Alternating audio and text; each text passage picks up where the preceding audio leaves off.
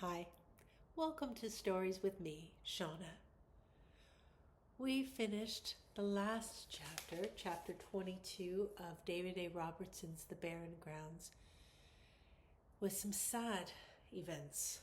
Ochik has just been shot with an arrow while he was way up high in the sequoia tree. Remember, that's a ginormous tree. And he's carrying the birds that are in the bag. He wants to release them into the world to bring back the green time, to bring back hope and life to all of the people and not just for that one selfish man. And it's a bit sad, isn't it? So I think for this chapter, you might want to listen with someone else or something that gives you comfort. Favorite blanket or a stuffy or your pet or whatever it is that's going to help you listen to these words and feel okay about it. I'm ready to get started. Are you? And if you are, let's get into it. If you're not, pause this video and do what you need to do and then come back to it, okay? And if the words are too sad or it's too much for you, you can pause this video. You don't have to listen to this all in one go. It's completely up to you how you hear these words and when. I'll be here. All right, let's find out what happens next. Chapter 23, The Barren Grounds. Arik sped towards the base of the tree, her arms outstretched, ready to try to catch Ochik. He was falling too fast, though, and just before he collided with the ground, Arik, like Morgan, crumpled to her knees. But Ochik never did hit the earth. What? Mere feet away, he stopped, suspended in mid-air. His paws were in front of his body to break the fall. His legs were sprawled out, his eyes were shut tight, and there was an arrow through his tail, the weapon that had caused his fall. Ochik's tail was broken and limp. Morgan walked back to the tree, got onto her hands and knees and looked underneath Ochik, but there was nothing to see. Nothing between him and the ground but air. Eli got down to look too. The siblings were followed by Arik, who waved her paws across the open space. I don't understand this, Arik said. I don't either, Eli said. Look, Morgan gasped. Something began to form in the space between Ochik and the ground. It started as a small glowing mass, no bigger than the size of a golf ball. Baby blue and pink. Flashes of light crackled from within the object like lightning, and then it imploded. That means it kind of exploded inside. And a small eruption gave way to a cloud with the same colors, with the same flashes of light. And the cloud expanded until it filled the space underneath Ochik's body. Gradually, 8 tendrils are like little wisps, grew out of the cloud, and 2 shorter ones on either side of it. Hands.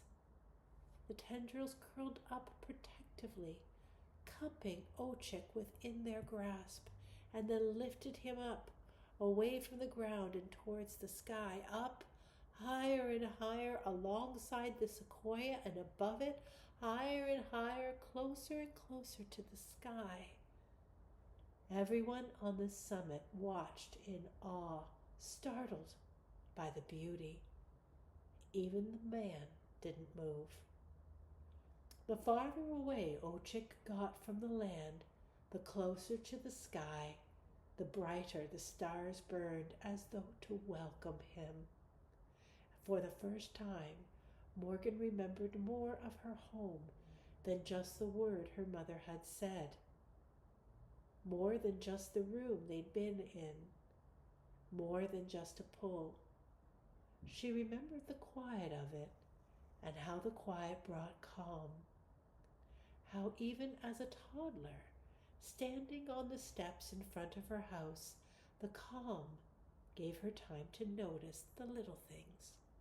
A country sky, and the stars speckled across its black canvas, impossibly close and infinite and beautiful. Suddenly and magnificently, Ochik erupted like fireworks. 7 stars spread apart and settled in place. 4 of the stars came to rest in the shape of a square, while the other 3 trailed away from the square in a jagged line. "Guys," Arik whispered, "I don't think he's coming down." A voice came into Morgan's head. Ochik has completed a great task for his fellow beings. She looked around, worried that she'd gone crazy, but then locked eyes with Arik and Eli and knew they heard it in their heads too. "Kisimenatu," Arik said. "Creator," Eli whispered. "In the process, he has sacrificed his own life. For that, he will be honored." Morgan wiped tears away from her cheeks, but they kept coming and she gave up trying to stop them. "From now on, he will be known as Ochikatukotzik. He will be in the sky forever to remind all of the beings living on Eskai of what lay in the past, the gift they have been given now, and what could happen again if the land and all it has to lend is not respected." As quickly as it came, the voice of Creator was gone, and the summit fell deadly quiet. Morgan, Arik, and Eli were left marveling at the new constellation in the sky. The snow had melted away. The green time had returned. Their journey was complete.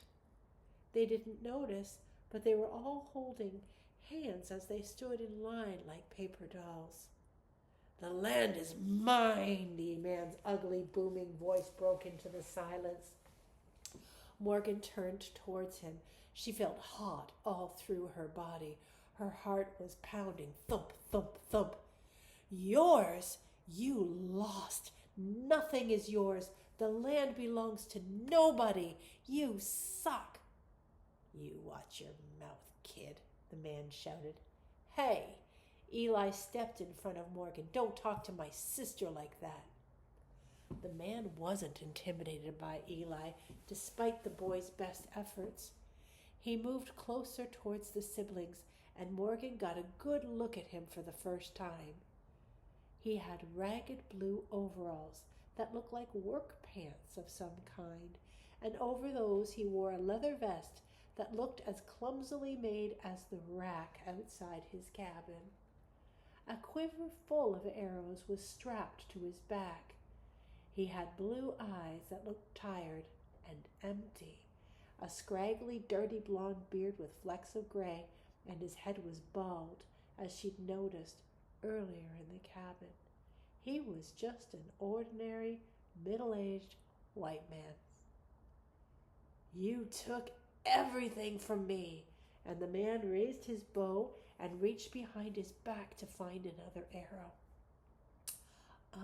Children," Arik whispered, "I appreciate your bravado, but maybe it's time to go." "Maybe you're right," Morgan said, and as the man pulled an arrow out of his quiver, the trio took off before he could arm the weapon and shoot. They ran through the grove just under the cover of trees. Morgan heard an arrow strike wood just as they came to the mountainside. They didn't break stride. He was coming. Ooh. What do you think about that chapter? It looks like Ochik's sacrifice for everybody else. It was so selfless. He dedicated his whole life to his community and his people and to restoring hope in the world, and he was honored by Creator and became a constellation in the sky. Do you ever look at the constellations up in the night sky? If you haven't before, I recommend you find a dark place with a grown-up and look up. It's beautiful. It looks like Ochik's sacrifice, his noble sacrifice, would be glorified in the sky anytime anybody looked up. I don't think his friends have time to really register what just happened there because they're running for their lives. Do you think that man that took everything away and he's just having a temper tantrum, do you think he's going to catch them? Let's find out in chapter 24, which I will read next time. That was a short chapter, wasn't it? We are just about finished. It looks like there are 26 chapters in this book. 27. Just going through it and an epilogue. Almost done. Thank you for staying with me through this story. It's just wonderful, isn't it? All right. Have a good day. Until next time. Bye-bye.